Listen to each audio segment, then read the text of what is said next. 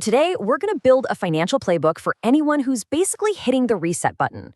And forget all those get-rich-quick schemes. We're talking about a clear, logical path to building real, sustainable wealth, even if you're starting from absolute zero. Okay, let's just imagine for a second.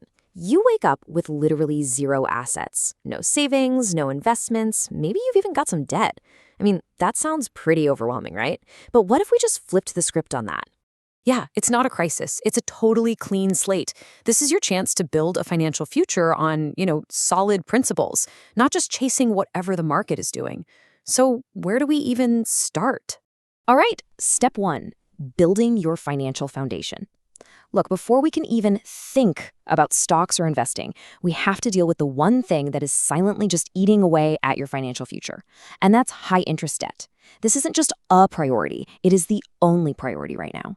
This is what we call the negative compounding trap, and it's this dangerous idea that you can somehow out-invest your debt. You might think, hey, my investments can earn 10%, I can totally handle this 20% credit card debt.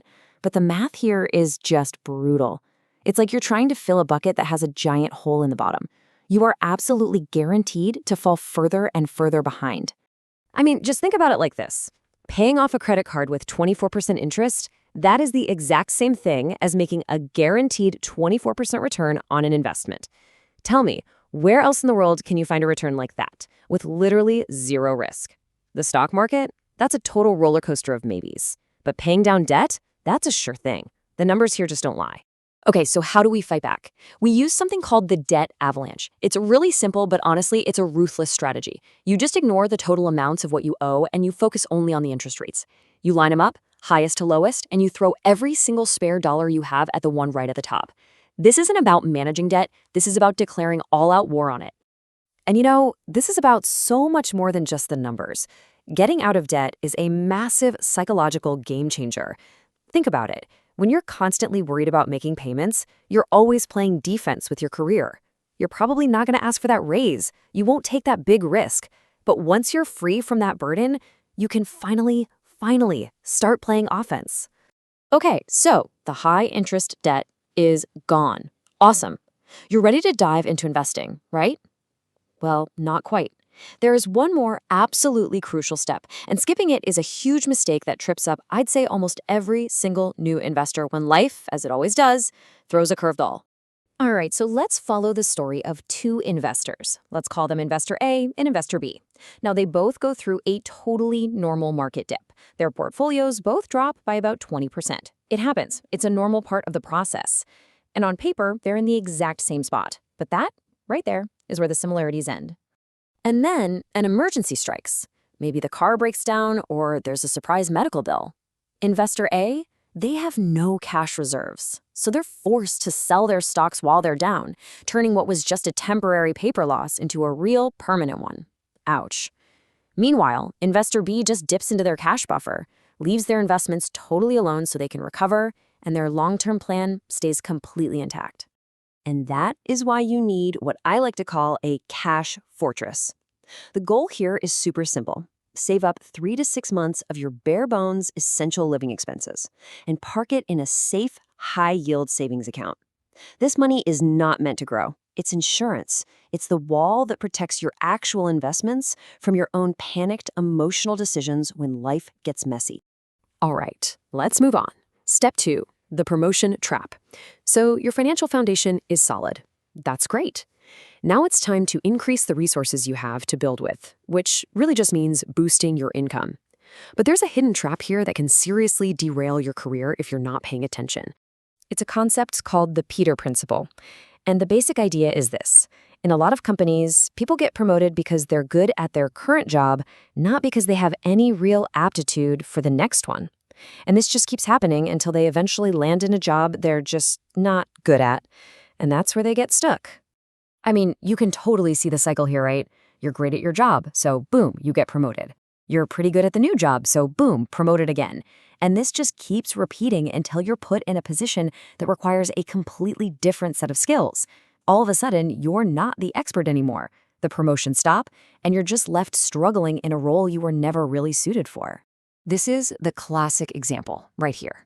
The company has lost its best coder and gained a mediocre manager. Everyone loses.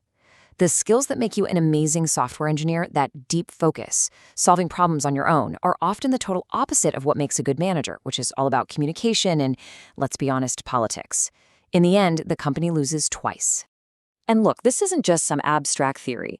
The data totally backs it up. There was this huge study of 53,000 workers, and what they found was kind of remarkable. There was a negative correlation between how good someone was at sales and how good they were as a manager. In other words, the star salespeople, once they got promoted, often became the absolute worst managers. Sometimes they even hurt their team's performance.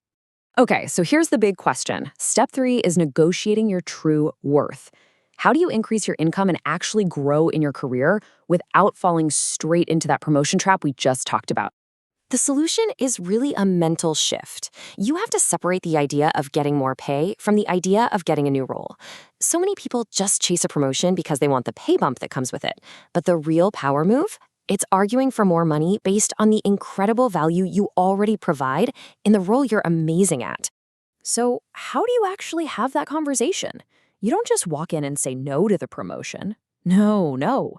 You frame your refusal as a strategic choice that's actually best for the company. You say, here's where I drive the most value. You propose an alternative, like a senior individual contributor track, where you can become an even more valuable specialist and have your pay reflect that unique expertise. And this really is the difference between being a climber and a master. The climber is always chasing titles for validation, and honestly, they're often expendable when times get tough.